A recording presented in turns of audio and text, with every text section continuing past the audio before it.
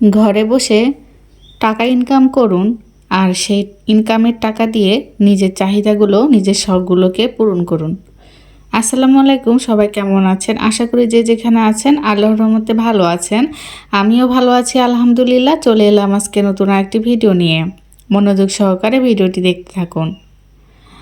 অনেকে আছেন যারা ঘরে বসে কিছু করতে চান, কিন্তু কিভাবে করবেন সেটা বুঝেন না বা জানেনও না। আসলে প্রত্যেকটা নারীরই ঘরে বসে কিছু করা উচিত, কারণ নারীদেরও নিজস্ব একটা ব্যক্তিত্ব বলে কিছু আছে। তাদেরও যে ইচ্ছে করে কোনো কিছু করতে বা নিজেদের প্রয়োজনীয় জিনিসপত্র নিজেরাই কিনতে, তো এইসব হয়তো সব নারীরই ইচ্ছা থাকে না, কিন্তু বেশিরভাগ নারী চায় তারা নিজের টাকা দিয়ে কিছু একটা করবে।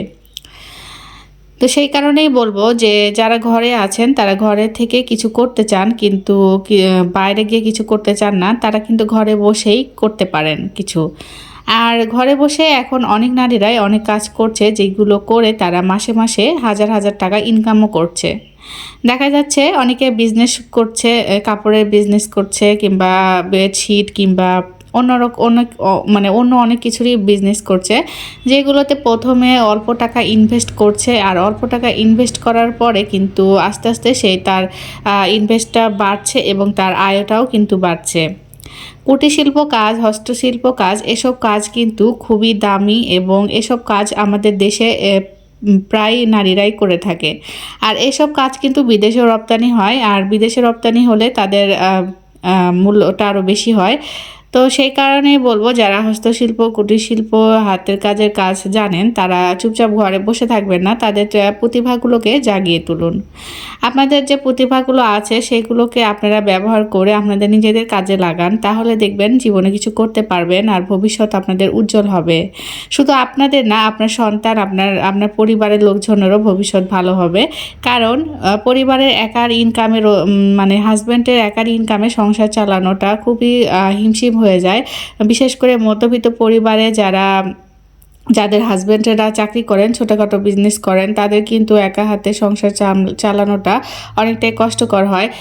যদি হাজব্যান্ড ভালো হয় তাহলে সে সব কিছু মেনে নিয়েই সংসারকে চালায়, কিন্তু তারপরও তার যে ভিতরে যে কষ্টটা, সেটা হয়তো অনেকে বুঝতে চায় না বা বুঝেও তাদের কিছু করার থাকে না। তো সেই কারণে বলবো, আপনারা যারা আছেন তারা যদি এরকম কিছু একটা করে হাজব্যান্ডের পাশে দাঁড়ান, এতে করে কিন্তু হাজব্যান্ডের অনেকটা রিল্যাক্স হয় বা উনি অনেকটা চাপমুক্ত হয়।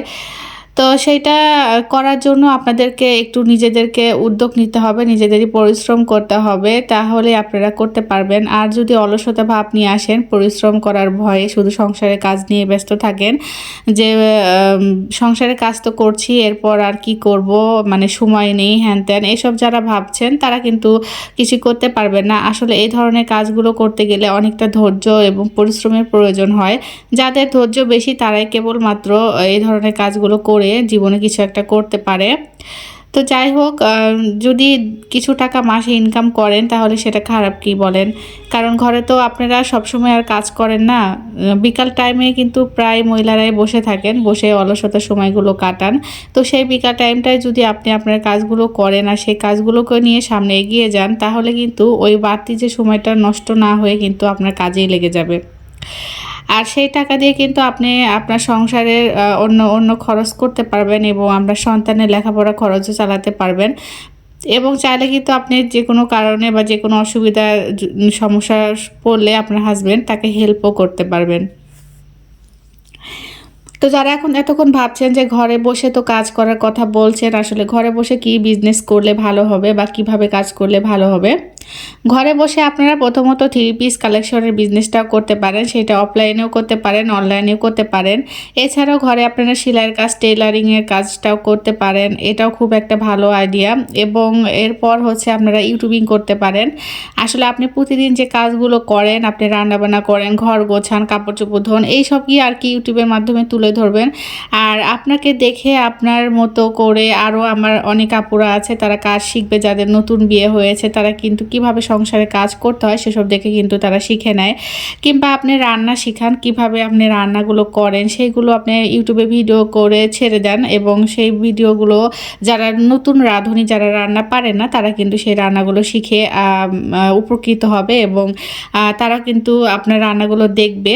তো এইভাবে কিন্তু আপনি ইনকাম করতে পারেন। যদিও ইউটিউবে ইনকাম করাটা অতটাও সহজ না, অনেকটা পরিশ্রম করতে হয়, অনেকটা সময় এবং ধৈর্যের ব্যাপার আছে। তো ধৈর্য সহকারে যদি আপনি পরিশ্রম করে যান, তাহলে একদিন সাফল্য অবশ্যই আসবে। তো আপনাকে পরিশ্রম করতে হবে, কাজের প্রতি মনোযোগী হতে হবে। আবার অনেকে হয়তো বলবেন যে আমরা ইউটিউবিং করতে পারি না, কারণ আমরা তো মোবাইলই তেমনভাবে ইউজ করতে পারি না। তো তাদেরকে বলবো যে যদি ইউটিউবিং করতে না পারেন, তাহলে হচ্ছে আপনারা সেলাই কাজ ঘরে শিখেন, কিংবা আশেপাশে যে দেখবেন যে অনেক মানুষ আছে যারা মানে সেলাই কাজ শিখায় বাড়ি বাড়ি গিয়ে, তাদের কাছে গিয়ে সেলাই কাজ শিখবেন, এবং সেলাই শেখার পরে হচ্ছে আপনি আপনার বাসায় টেইলারিং কাজটা শুরু করে দিবেন। এছাড়া হচ্ছে হাতের কাজ, কুরুশের কাজ, এসব কিন্তু অনেক মহিলারা প্রশিক্ষণ দিয়ে থাকে। তাদের কাছ থেকে গিয়ে 2 মাস 3 মাস মেয়াদি কোর্স কমপ্লিট করবেন। এছাড়া পার্লারের কাজ, বিউটিশিয়ানের কাজ, এসব করেও কিন্তু আপনারা ঘরে বসে টাকা ইনকাম করতে পারবেন। আসলে ইচ্ছাটা হলো বড় কথা। ইনকাম যে কোনোভাবেই করা যায়। আপনার ভিতরে যদি ইনকামের ইচ্ছা থাকে, আপনার যদি সংসারের প্রতি দায়িত্ববোধ এসে যায়, আপনার যদি মনে হয় যে না আমি কিছু করব, তাহলে আপনি কোনো একটা কাজ ঠিকই বেছে নিতে পারবেন। এটা নিজের উপরে, কিন্তু আপনার ইচ্ছাটাই বেশি জরুরি। আপনার ইচ্ছা এবং পরিশ্রমের যে ধৈর্যতা, সেটা থাকতে হবে, তাহলেই আপনি কিছু করতে পারবেন। তো আপনাদের সঙ্গে অনেকক্ষণ অনেক কথা বললাম। আমার কথার যদি কোনো ভুল ত্রুটি হয়ে থাকে ক্ষমা সুন্দর দৃষ্টিতে দেখবেন। আর আপনাদের সঙ্গে কথা বলতে বলতে এখানে হচ্ছে আমি একটা বেবি ড্রেস তৈরি করে ফেলেছি, আর বেবি ড্রেসটাতে হচ্ছে হাতের কাজ হবে। এখানে সামনে আমি কুচি দিয়ে ড্রেসটা তৈরি করছি। আপনারা যারা নতুন আছেন তারা একবার ভালো করে মনোযোগ সহকারে দেখলেই কিন্তু এরকম ড্রেস তৈরি করতে পারবেন। তো আজকের ভিডিওটা এই পর্যন্তই। সবাই ভালো থাকবেন, সুস্থ থাকবেন সেই কামনায়। আল্লাহ হাফেজ।